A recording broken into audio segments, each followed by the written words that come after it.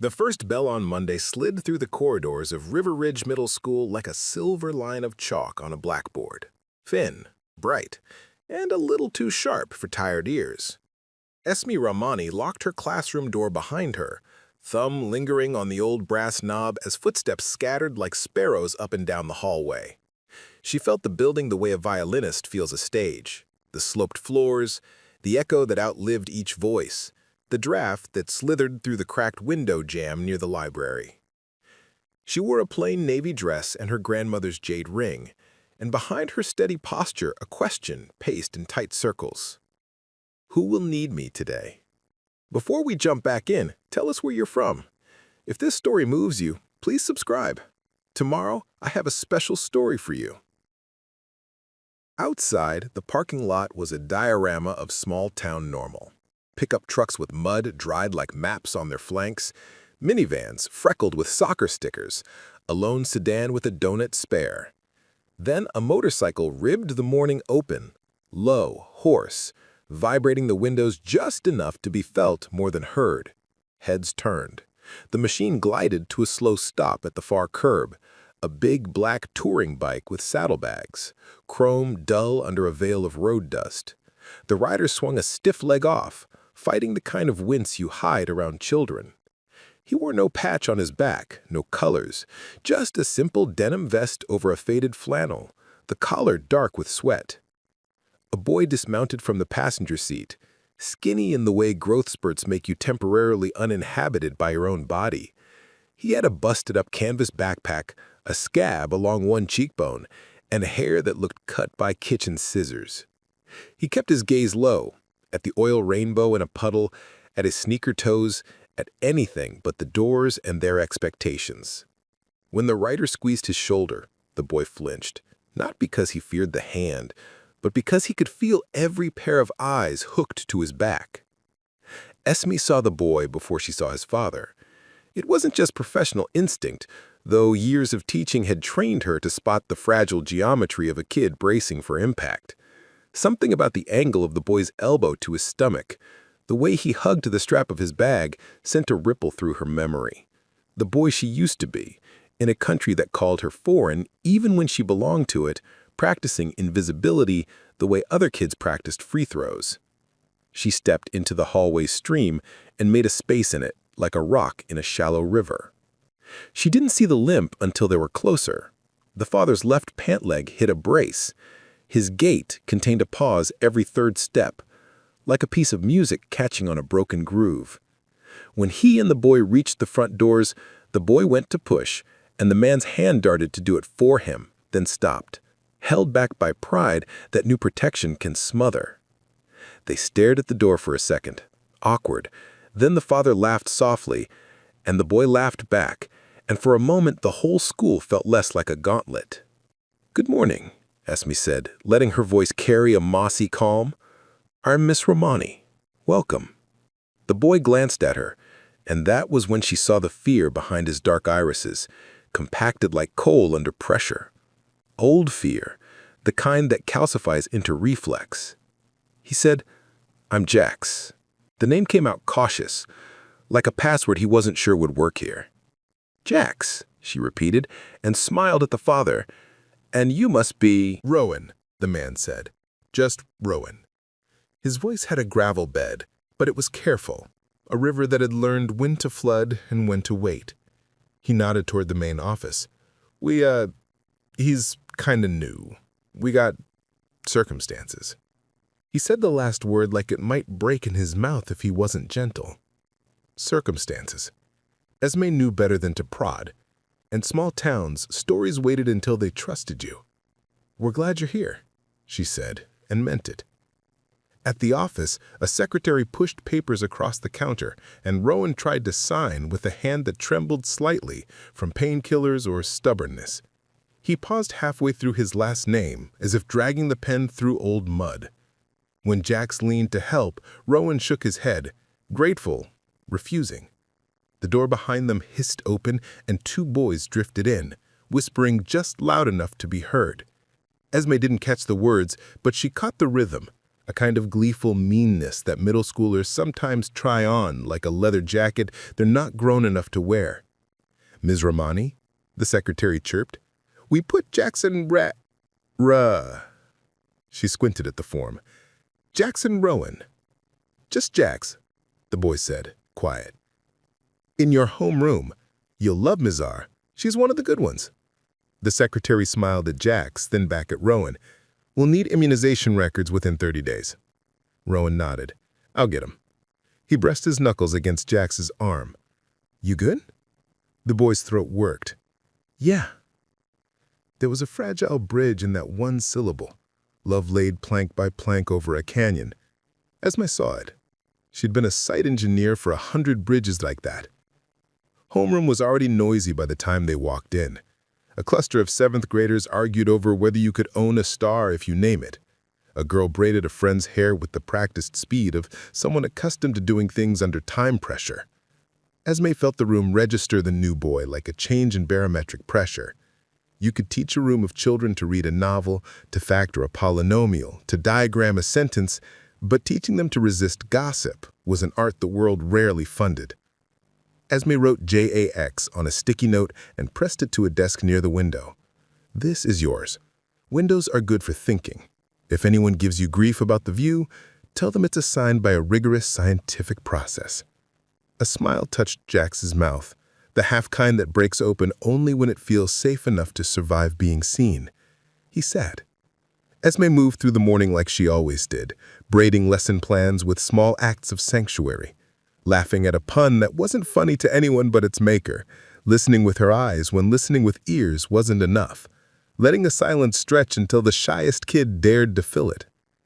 At 10:12, Trouble began wearing a hoodie 2 sizes too big and a grin too sharp for daylight. Dylan Hargreave had learned early that charisma could be a weapon. Sons of real estate men and county commissioners have a way of discovering that rules in small towns curve around their fathers' last names. He sauntered past Jax's desk and stopped, ostensibly to tie a shoe, really to glance at the patch of skin above Jax's sock where a faint tattoo winked. Nothing more than a tiny ring, ghosted ink, a homemade thing kids sometimes dare each other to do in basements. "What's that?" Dylan said. "Too loud?" Jax tugged his pant leg down. "Nothing." "Looks like a prison tag," he sang, and his friends tittered. Esme didn't look up from the whiteboard.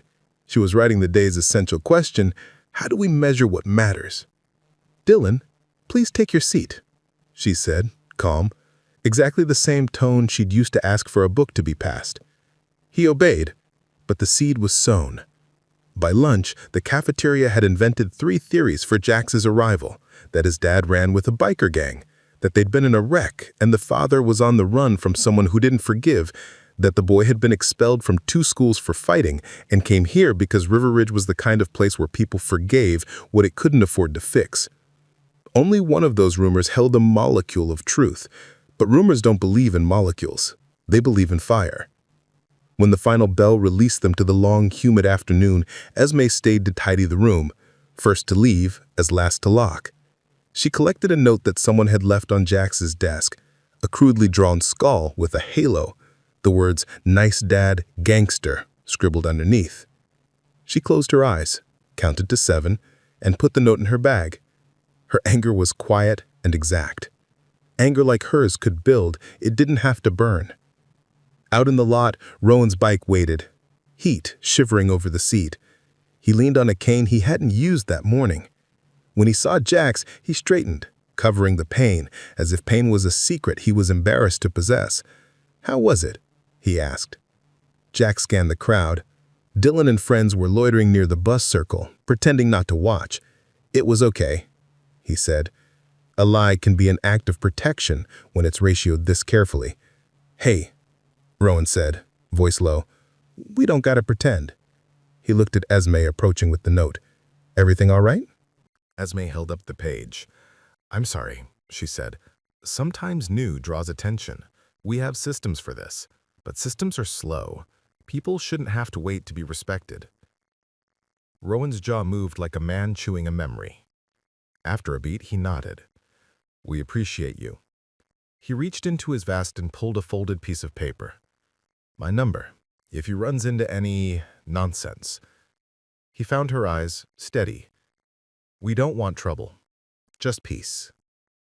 The word peace sounded too carefully chosen, as if he'd learned that saying it early and often could sterilize other people's suspicion. Esme took the paper and felt the tremor in his fingers. Pain, yes, but something else under it. A current, a tension wound tight by months of bad luck. 2 days later, Rowan didn't come to morning drop-off. A substitute bike, smaller, rattling, brought Jax to school. A neighbor, Jax explained. My dad's... he's resting. He tried to sound breezy and failed. By third period, the rumor mill reported that Rowan had been in a pile-up on County Road 6 and walked out of the ER against medical advice. Someone said he was a patched member of a notorious club. Someone swore they saw a ring of skulls tattooed on his shoulders. Someone else marked that if you play stupid games, you win injuries. During silent reading, Jax stared at the same sentence in The Outsiders until the words untied and floated like minnows. Esme watched the way he swallowed every 40 seconds like a person controlling not tears, but something denser, the urge to bolt. When the bell rang, she asked him to stay. I can call home, or a ride, or we can just sit. He shook his head. It's fine. His mouth said one thing, his body said, I'm a dangling bridge, please don't march across me with a parade. Sometimes fine means I will be fine later if someone helps me now, Esme said. I have planning period next block. Want to walk? They walked the perimeter of the soccer field where the grass grew shaggy and the boundary line cracked. The sky had that September color that looks painted on, an optimism gradient blued by the labor of summer. Jax kicked a pebble until it vanished. My dad, he said, as if opening a tiny door he might slam if she breathed wrong. He works nights at the mill, and on weekends he does runs for a shop in Mason City. It's legit, he said fast, like someone who'd had to say that too many times already. I believe you. He got hit by a truck 2 months ago. Driver was texting. Dad doesn't like to say that. He says he's not injured, he's adapting. A shaky laugh. He says he's too stubborn to be hurt. Esme imagined the limp as a private bargain. If I don't name it, maybe it won't exist. How's he doing really? Jax's fingers tangled the hem of his shirt. He doesn't sleep. He says pain is like weather. You can curse it or carry an umbrella. We don't have an umbrella. Then, faster, it's me and him since last winter. It was me and him before that too, if we're counting who made dinner. His cheeks colored, ashamed of saying too much and not enough. What do you need now? Esme asked, the words careful like stepping stones. She didn't ask what had happened before last winter. The door Jax had opened had just enough width for this conversation, not the ones that would require scaffolding and permits. He counted breaths. I need people to stop calling my dad a criminal because he rides a bike. I can't stop all of them, but I can make sure they learn what it costs to be cruel in my class. He looked at her, skeptical that adults can do more than write emails and sigh. And after class? And after class. The parking lot too. Word spread that Ms. Ramani had opinions. In small towns, a teacher's decency can be political. The next morning, Dylan's father called the principal, voice smooth as golf course grass, expressing concern about a certain bias against boys who were just being boys. By lunch, someone had taken a Sharpie to Esme's door sign and written Ms. Ramini over her name. After school, a pickup tailgated Jax's neighbor's bike for 2 miles, revving, braking, revving, the driver's hand out the window in practiced harassment. None of it was big enough to call the police, all of it big enough to call what it was. Esme collected evidence the way gardeners collect rain, patiently, knowing seeds need time. She kept notes on times and license plates.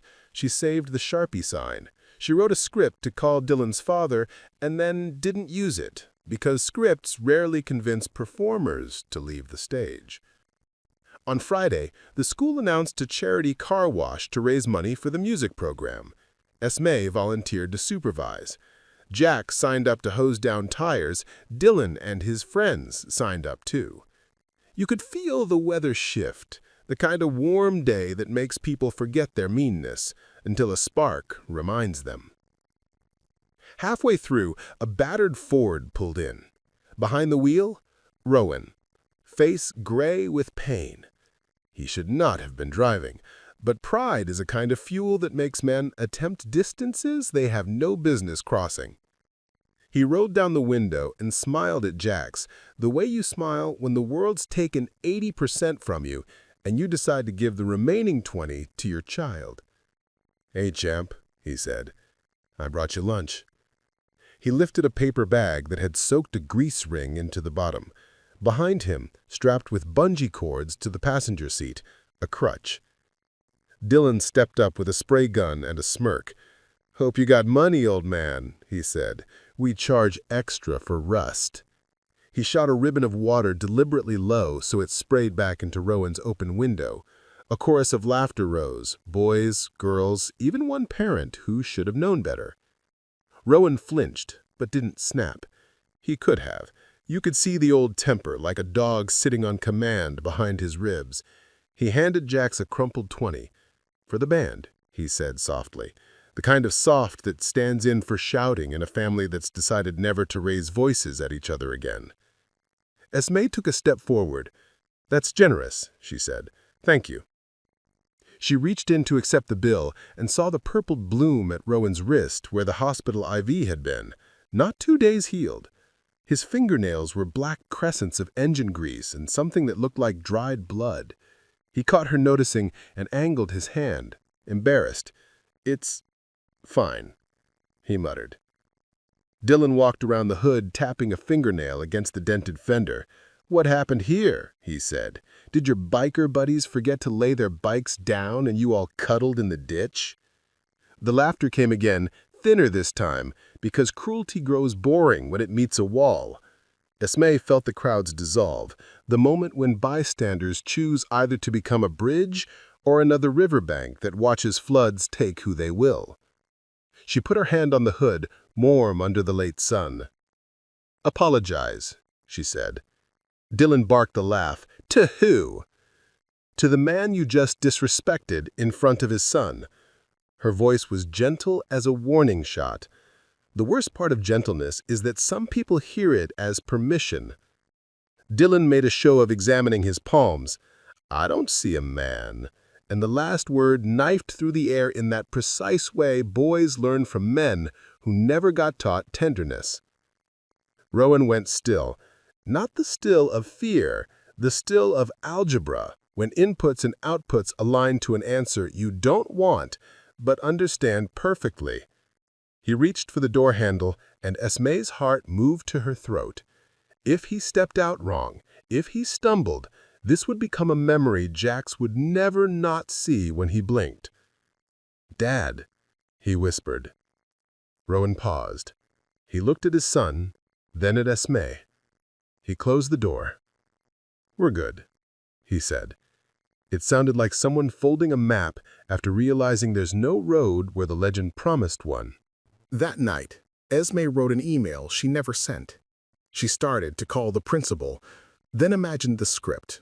She sat at her kitchen table under a bulb too white for comfort and asked the question she wrote on the board each morning in different clothes. How do we measure what matters?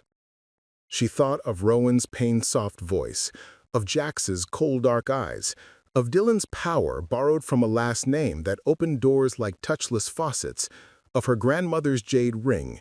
She thought of the girl she used to be, in another school on the other side of an ocean, writing an essay about bridges. Saturday morning arrived with the sound of a motorcycle idling outside her duplex. She looked through the blinds. The bike was big, older, 2 exhaust pipes like silver tusks. The rider wore a white t-shirt, jeans, and boots. No patch, no club name, but the way he sat the machine, The economy of motion, the head tilt to interview the street. It was a vocabulary she didn't speak but understood the way you understand dance. He killed the engine, and the silence he left behind was suddenly loud. On the seat, he set a pie tin covered in foil. He knocked once, and the knock was not aggressive or timid. It was simply a knock that expected to be answered by a human being. "Ms. Romani?" he said when she opened the door, helmet tucked against a hip scarred pale by a memory. "Name's Cutler. I'm a friend of Rowan's." Friend was a word with more definitions in a club world than outside of it, but it was not a lie. His face held years like a healthy tree holds rings. Plain, weathered, no rot. "He said you helped Jax," Cutler continued. He held up the pie. "My old lady, the wife, she bakes when she's nervous. Pear ginger. Rowan told us about the car wash." He looked past her shoulder at the apartment that held more books than furniture. "We don't want to cause trouble," he said, and Esme heard the echo of Rowan's careful peace. "But trouble's sniffing around." "What are you asking?" she said. He exhaled. "Permission to stand near the school on Monday. Not on school property," he added quickly, "just to be seen." He shifted, the movement revealing a phantom limp of his own. If that boy walks out and sees a face he knows is on his side, it changes how the day looks. "I appreciate the intent," Esme said, heart beating a little too fast. "But if you bring bikers to a school, it'll look like a threat." "Only if we come like we want to fight." He smiled, an expression that gentled him in a way the helmet had tried to conceal. "We show up in ones and twos. No colors, no revving, no smoke. We stand. That's it. A human wall is different than a human fist." He paused. "We'll go away if you say so." She weighed the calculus. Children, their parents, the principal, the board that loved rules more than outcomes. She thought of the tailgating, the spray gun, the joke that wasn't a joke. She thought of Rowan choosing not to step out of the car, and how that restraint might be misunderstood by boys who need a photo to respect a story. "I can't authorize anything," she said. "I have no authority to offer, but I won't call the police if men who love a kid stand on a sidewalk." Cutler's shoulders loosened. "Then we'll stand on the sidewalk." He handed her the pie. "Pear ginger makes decisions easier," he said, and his smile turned lopsided.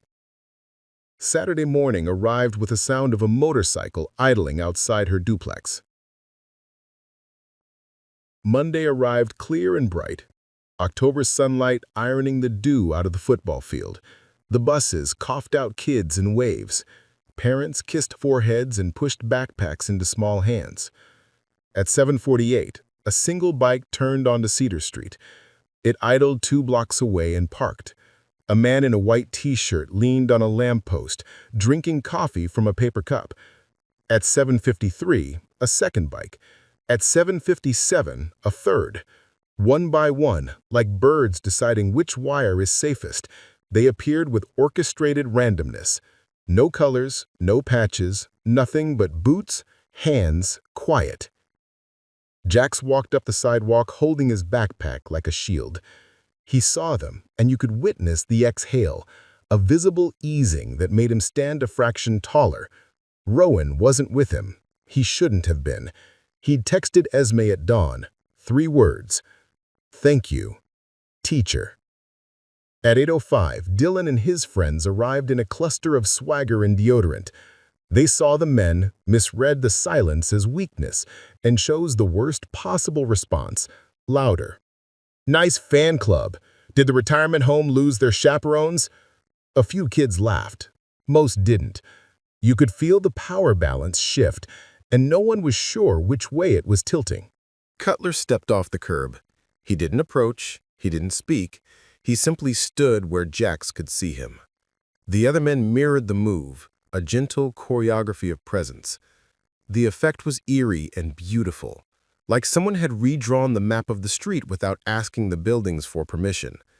Esme stood at the door, heart adrum. She caught Dylan's father's SUV idling at the corner, the man inside on his phone, watching. She could already hear the future meeting. "Ms. Ramani, is it true you invited dangerous elements to intimidate our children?" She could already imagine the argument she'd make. Are our children the only ones who count? Inside homeroom, Jack sat at his window desk and looked out at the lamppost. Cutler had moved farther down the block, pretending to read the paper, the bike parked straight as a soldier. Jax wrote something on the inside of his forearm with a ballpoint pen and covered it with his sleeve. Esme pretended not to see. Later, she learned it was a single sentence. People who stand change the air. By lunch, the men had rotated, never more than 6 visible, never fewer than 3. Parents called the office. The principal called the district called the city. The city called no one because the city had nothing to fear from men who leaned on lampposts. Power doesn't always recognize a new language until it's spoken loudly enough to keep it awake at night. At dismissal, a cluster of older boys from the high school, cousins of cousins who loved to brawl like a dog loves a bone, came to pick up a friend. They stood too close to the middle school gates, laughing like gravel spilling. Dylan hailed them as if he'd called in artillery. Jax froze at the top of the steps, the air around him tightening. Cutler unfolded himself from the lamppost. He walked to the bottom of the steps and nodded to Esme. She nodded back. He said nothing to the boys. He didn't need to. 2 more men joined him, quiet as weather. The older kids clocked the geometry. 3 men, the gate, the cameras, the easy way to the street. They decided to be brave some other day. The line of buses bent and exhaled, and the day released. Jack stepped onto the sidewalk and looked up at Cutler. "Thank you," he said. Cutler tipped an imaginary hat. "For what?" "For not making it worse." "Kid, not making it worse is most of how you make it better." He looked past Jax, over his shoulder, the way men do when they have learned to hear danger coming before it whistles. "We'll be around a bit." "How many of you are there?" Jax asked, half joke, half worried awe. Cutler's mouth curved. "Enough." The next day, more men. The day after, more. River Ridge learned a new kind of weather. You stepped outside and either you breathed easier or your shoulders tensed. By Friday, there were 20. By the following Wednesday, 35. They came in shifts, arranged by text chains and loyalties and a code nobody said aloud. A few mothers began bringing coffee to the lamppost. One old man in a cap saluted each rider and told them about the war he fought where you didn't get thanked for standing still. Dylan's father went from calls to emails to threats of legal action. The district scheduled a meeting. The principal asked Esme for a statement. She wrote 1 paragraph. "Any presence that reduces harm and increases safety for our children and families is welcome on our public sidewalks. It should not require a threat to procure a presence, but until decency is fully funded, we will accept what keeps our kids whole." Jax's grades, once pen-scratched with anxiety, began to breathe. He volunteered to run the projector in assembly. He joined the woodworking club. He started sitting with a girl named Maya and a boy named Leo at lunch, 2 kids smart enough to let silence be a friend. On a cold Thursday morning, with frost ferned on the bus windows, a nurse from the county clinic arrived with a clipboard of shots and a bag of Band-Aids printed with dinosaurs. In the hallway outside the gym, while kids shuffled and complained, Dylan shouldered Jax hard into a locked trophy case. Glass moaned but didn't break. Esme turned at the thunk. "Enough," she said, but the word was late. Jax straightened, eyes black as river stones. For a second, the room smelled like a storm, thinking about being born. Dylan lifted his chin. "What are you gonna do? Cry for your biker daddy?" In the space between heartbeats, something changed. Jax didn't move. He didn't push, didn't speak. He simply stepped backward and kept stepping until his shoulders met the gym doors. He pushed them open and walked into the cold. Dylan followed, drawn by the need to demonstrate a proof he couldn't write without an audience. Outside, the lamppost men were gone. Their shift over, their coffee cups in the trash. The street looked suddenly too long. Dylan grinned. "No friends now," he said. A single engine coughed to life at the far end of Cedar Street. The sound rolled up the block, not loud yet, but carrying the exact kind of promise that makes bullies reconsider math. Another engine answered from a side street. A third turned the corner, slow as a camera pan. The men didn't rush. They didn't need to. They rode as if the asphalt had asked it to remind it how to be a road. Kids at the windows pressed faces to glass. Teachers paused mid-sentence. The principal, on a call with the district, went very quiet. One by one, bikes took their places along the curb, spaced like punctuation in a sentence you really want someone to read correctly. Jax stood in the middle of the sidewalk, Dylan 2 steps away, a cluster of boys radiating the peculiar courage that evaporates under direct sunlight. The first rider put his kickstand down and killed his engine. The second did the same. Then the third. The air, suddenly, was very, very clear. Cutler dismounted last. He didn't approach the kids. He looked at Esme instead, his gaze requesting permission he'd already been told he didn't need. She gave a small nod that a camera would have missed, but the moment understood. "Afternoon," Cutler said, to the air, as if greeting a porch. He leaned on the lamppost and looked up at the beautiful, indifferent October sky. Nice day to be kind. Dylan's mouth worked. His father's SUV idled at the corner. Again, lens of a phone bright in the driver's hand. Dylan took a step toward Jax anyway, because sometimes boys pick disaster over surrender when they don't know the third option. A fourth engine grumbled into place, then a fifth, then a seventh. At the end of the block, a plume of low, steady thunder turned onto Cedar. Heads swiveled, phones rose. Jax's heart climbed into his throat and perched there like a bird that wanted to sing but didn't trust the tree. Rowan's car crept around the last bike and stopped by the curb. The door opened slow, and the man who chose not to step out at the car wash 2 weeks ago stepped out now. He stood, braced, and the men around him shifted in a way that said, without saying, "We see you. We steady the air." Rowan's eyes went to his son, then to Dylan. He rested one hand on the roof of the car, like he was reminding himself the earth still had gravity. When he spoke, his voice had no gravel, no anger, only a weight that made even pigeons listen. "Jax," he said, "come here." Jax walked. The space between him and his father felt like a mile and a second. Rowan put a hand on his shoulder, and the hand shook, not from fear, but from the steady violence of pain that resented being ignored. "Son," Rowan said, without looking away from Dylan, who'd shoved his son. "What do we say to people who mistake kindness for weakness?" Jax swallowed. "We say they don't know what strength looks like yet."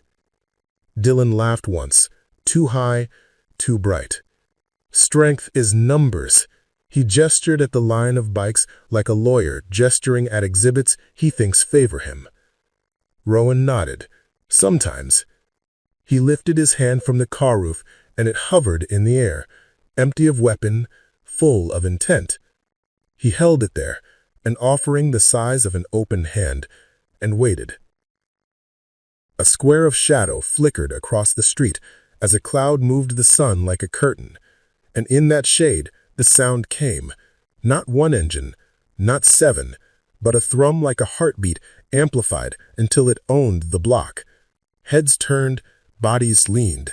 The corner spit out bikes shoulder to shoulder, chrome like a horizon, leather like a tide. The air wrote a new sentence, and every mailbox on Cedar Street read it at once.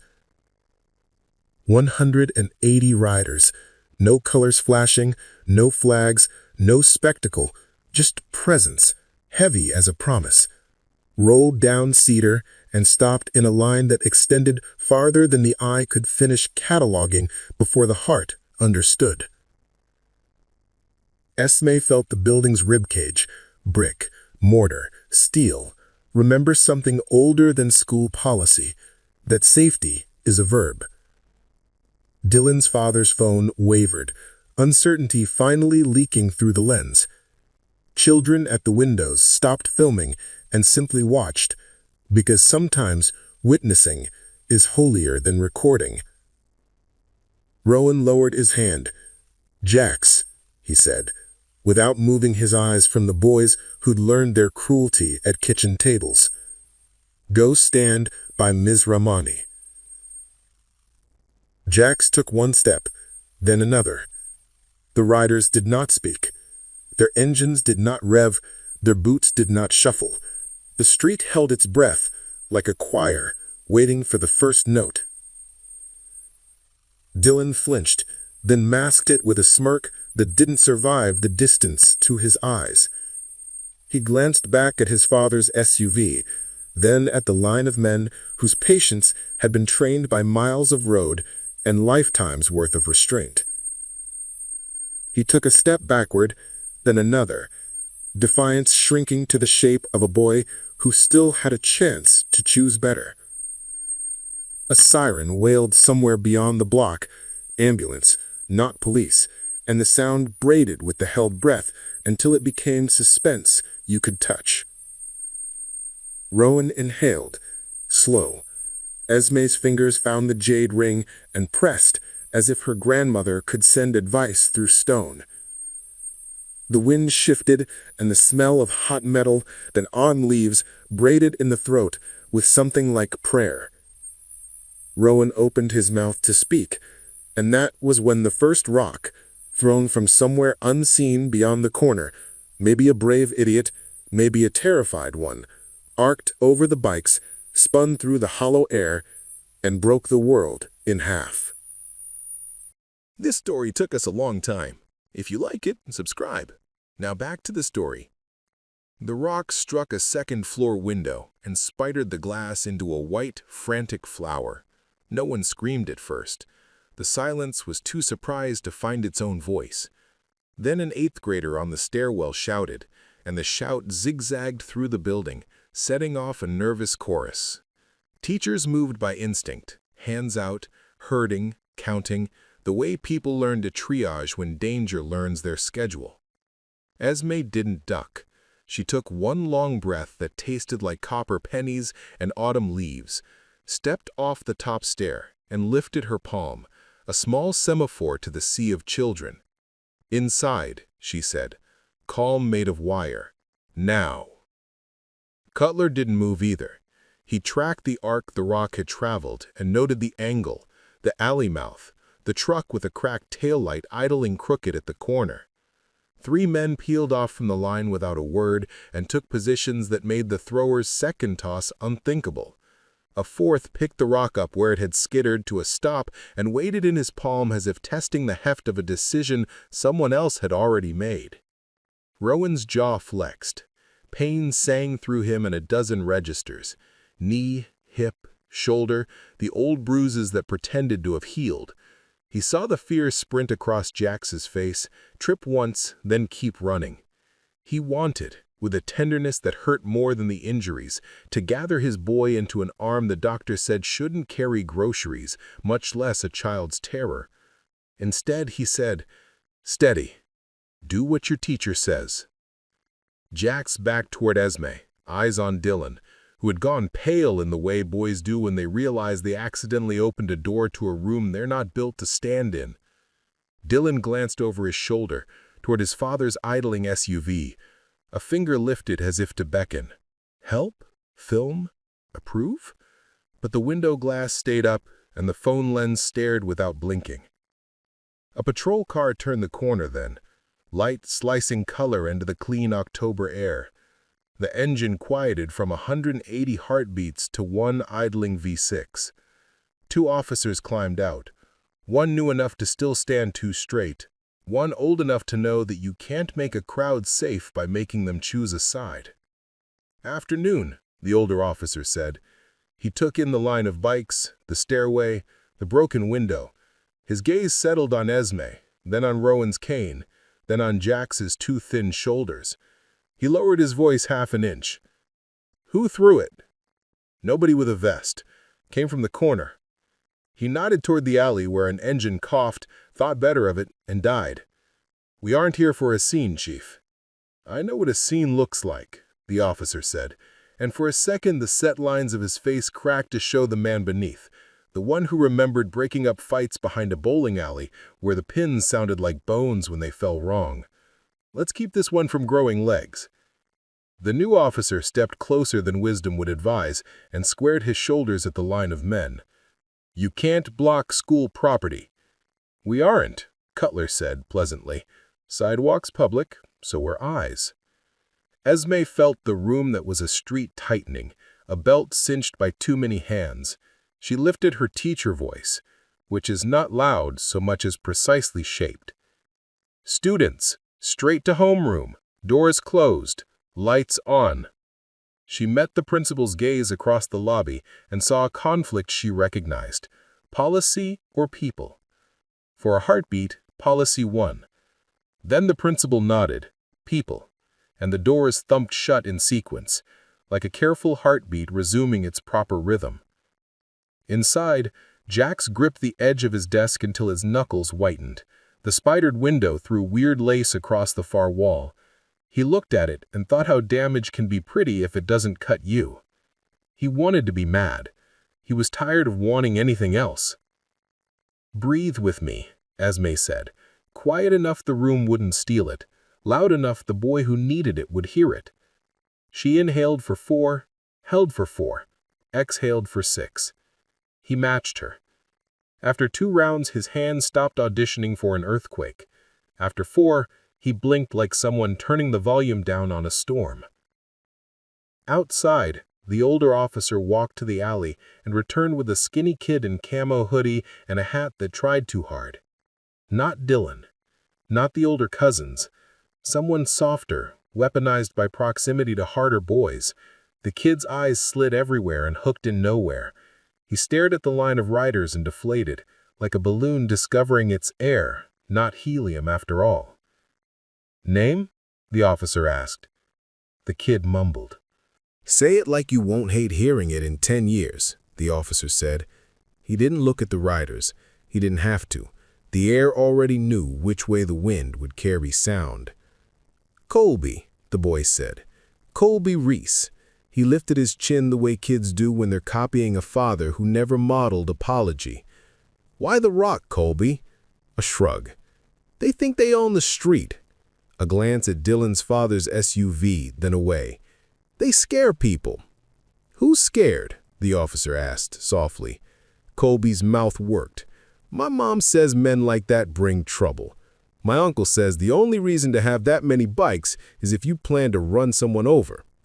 Cutler laughed once, and the laugh didn't make fun of anybody. It set the shape of a truth on the table so everyone could decide whether to pick it up.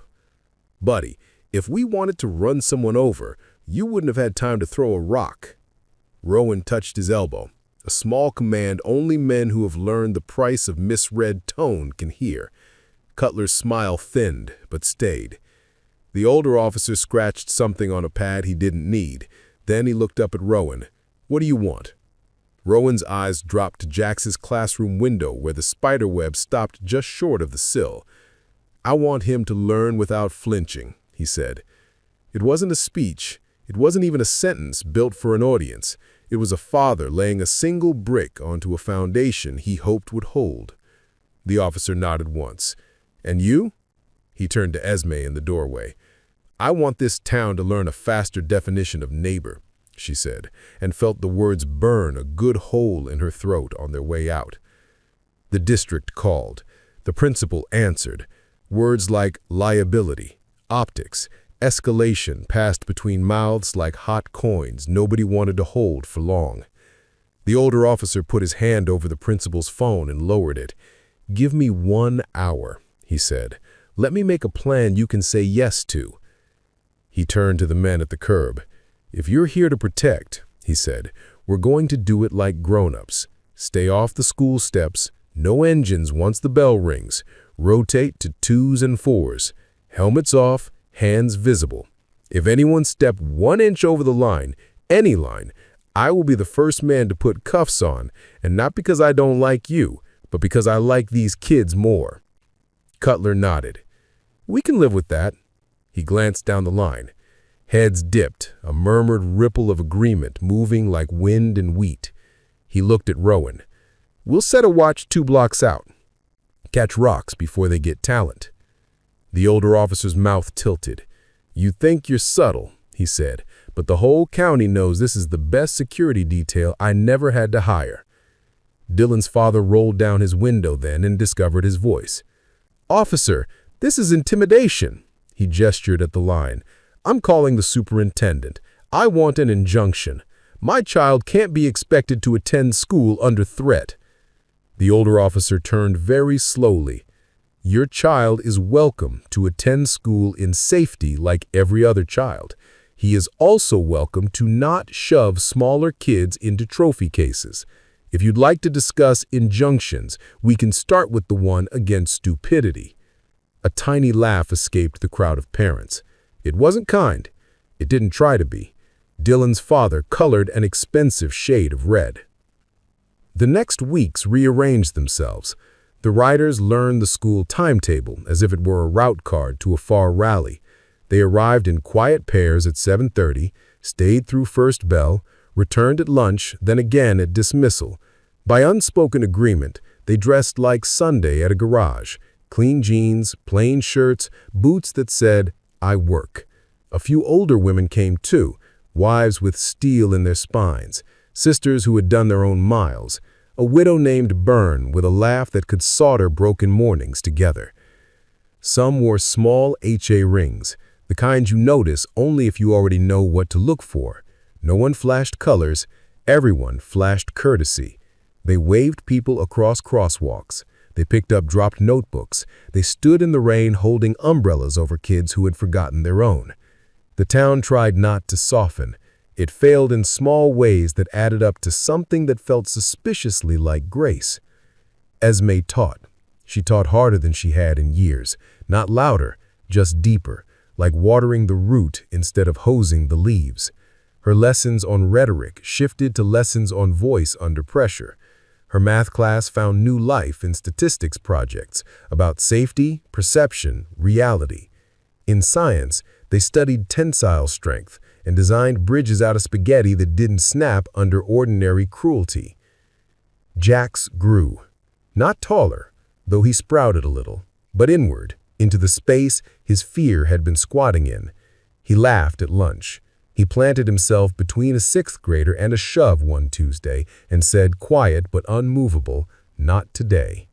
He started letting Esme read a paragraph of his notebook each week, and those paragraphs untangled into stories about bikes that were also about boats, that were also about being carried by something bigger than an engine. The district scheduled a public forum because districts are machines that stamp the shapes they know onto days that don't fit. The auditorium filled on a Wednesday night, with parents, writers, teachers, the city manager, a reporter from the county paper, and 4 teenagers brave enough to sit up front. Dylan's father sat in the second row and practiced a face that had won him contracts. The superintendent opened with phrases so polished they could see their reflections. "We are a community of care, the safety of all students, the importance of optics." A hand went up in the back. Byrne stood. "With respect," she said, "optics is what you call reality when you're trying to talk yourself into seeing less." She pointed her chin at the writers by the doors. "These men are here because a boy was getting hurt in small ways you can't write in an email. You want optics? Here's an optic." She nod-chinned at Jax. "Look at that kid's shoulders now. Then tell me you want them shrugged again."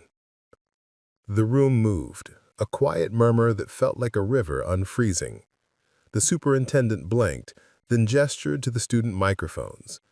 "We invite student voices." A dozen kids looked at Jax. He didn't move.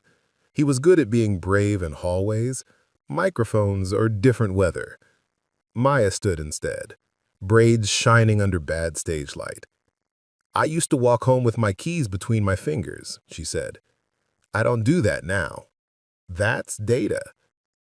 Leo added, "Last month I had 3 stomach aches a week. This month I have 1. That's also data." Dylan sat very still. You could feel him thinking for the first time with all his weight instead of just the part of his brain that kept score. When it was his turn to speak, he didn't, and the silence said more than a speech built out of his father's vocabulary would have. The superintendent cleared his throat. "We appreciate community support," he said, and the phrase, to everyone's shock, did not sound like surrender. "We will, of course, set parameters." He laid them out. Distance from the gate, times, coordination with the police, no engines during school hours. The riders nodded. They'd been living that way already. Policy had finally jogged to catch up with people. After, in the lobby, while adults performed the rituals of agreement, handshakes, business cards, promises to email, Esme found Rowan leaning against the plaque that commemorated a gymnasium renovation nobody remembered voting on. He looked carved from carefulness. "You shouldn't be on that leg." "Shouldn't be on a lot of things," he said. Then he surprised himself by smiling. "But here we are." He fell quiet, then added, like someone finally saying the thing he'd been trying to fit into smaller words, "Thank you for standing before we arrived." Esme touched the jade ring. "Thank you for arriving before I had to stand alone." He nodded. The motion looked like a small prayer to no particular god. October shook out the last of its leaves.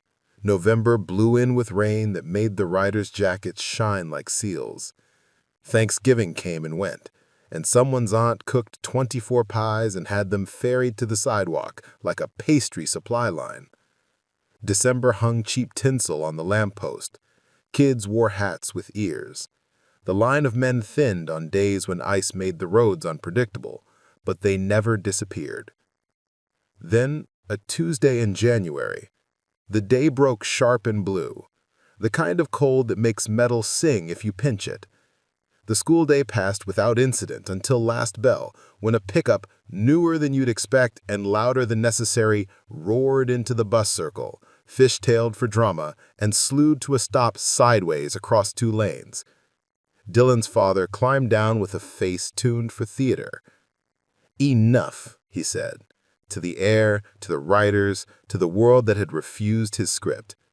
"I have here a temporary restraining order signed by a judge who understands what intimidation is." The older officer, who had become a daily visitor and an unexpected ally, took the paper. He read it while the cold tried to eat his ears. He folded it once.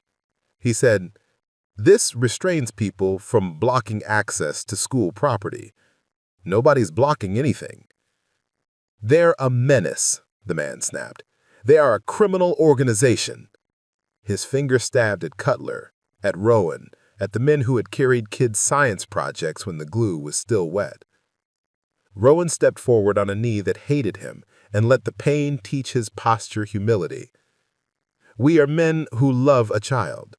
Some of us wear rings you recognize. None of us are wearing the thing you think you know. We came quiet. We stayed quiet. We will leave quiet when quiet is something our kids can carry without help." "You don't get to decide," Dylan's father said, and for the first time, it sounded less like power and more like a plea to a universe that had stopped obeying him. "Neither do you," Esme said gently. "They do." She tipped her head toward the students, who had formed their own line behind the school fence, 30, then 50, then 100 kids, standing with backpacks and winter hats and faces that had spent a semester learning a new math. Jack stepped out of the line.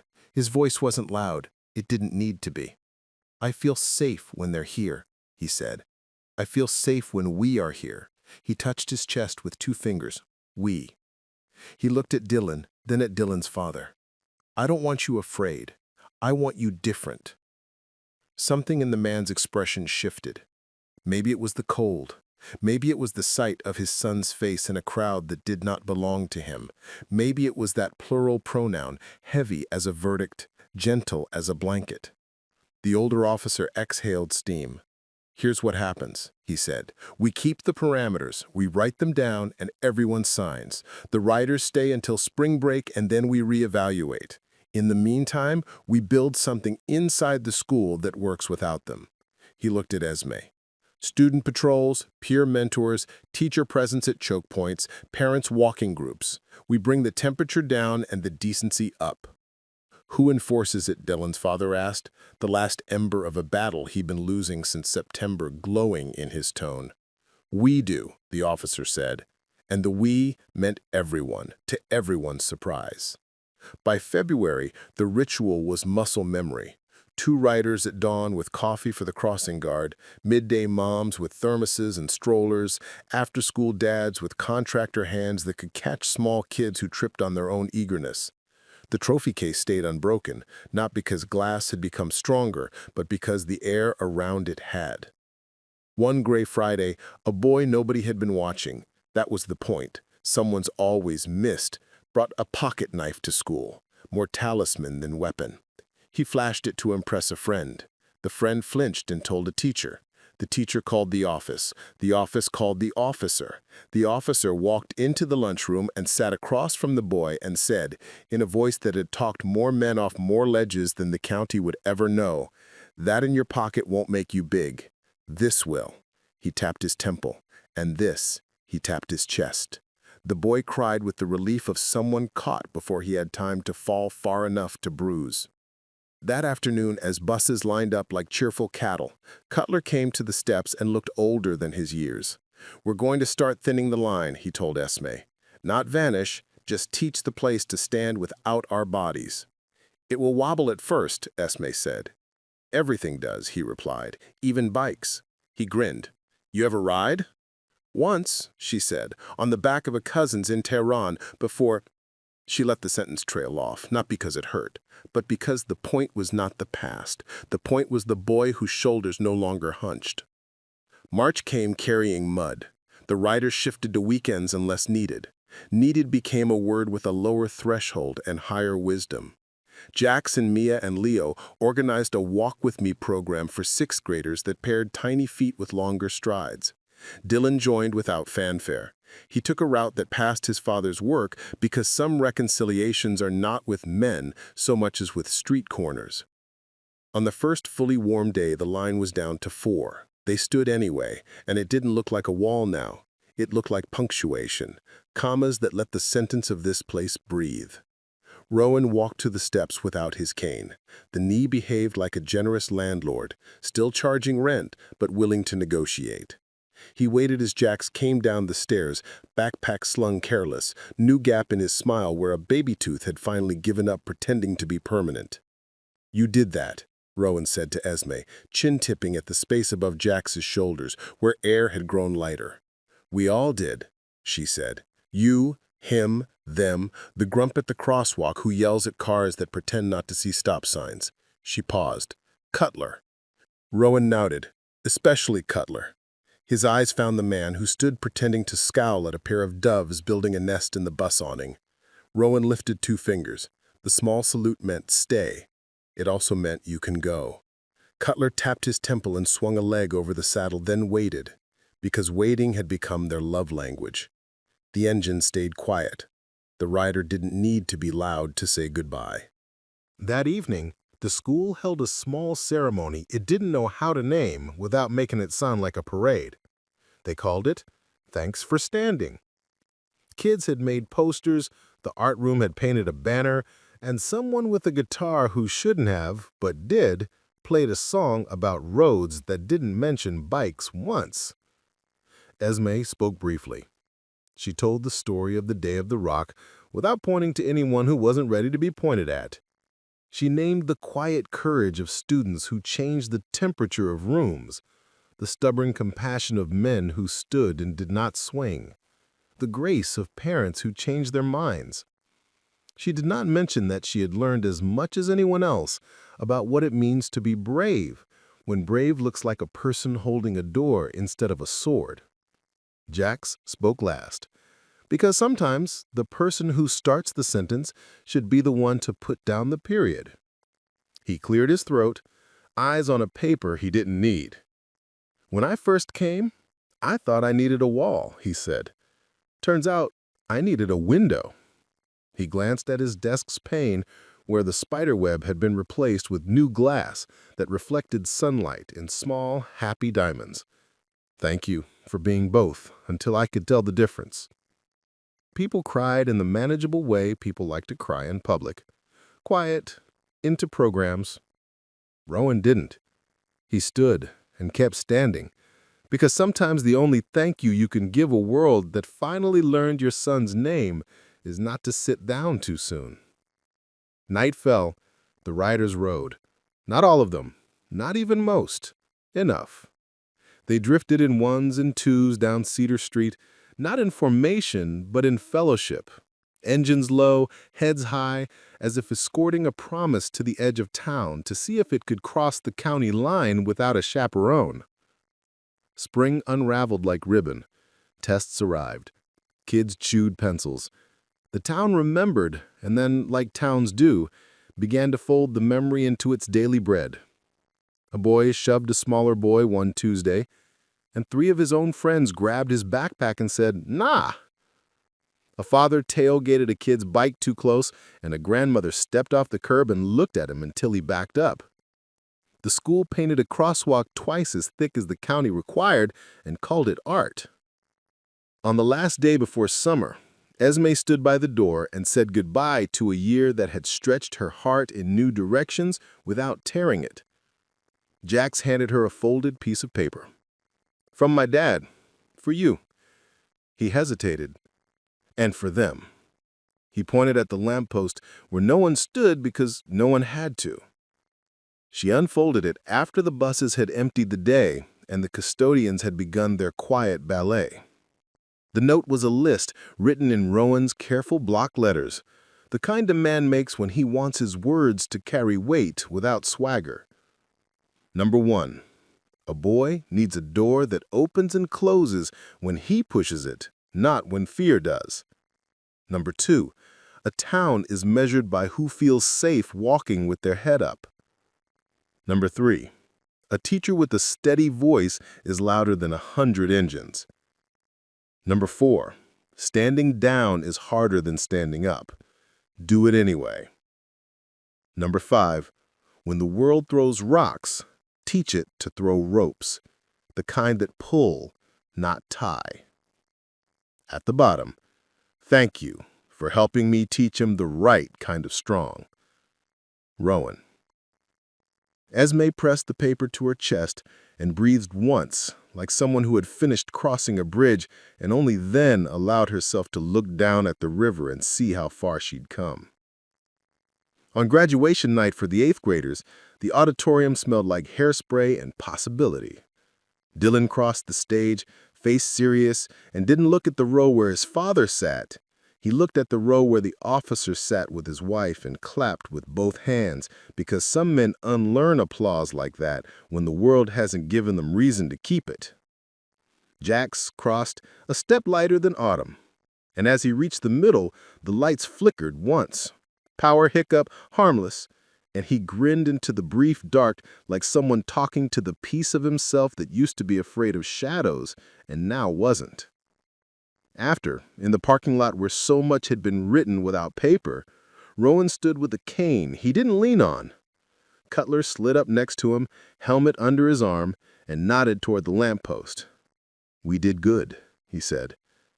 Rowan's eyes were on his son, who was laughing with friends under a sky that had the decency to be clear.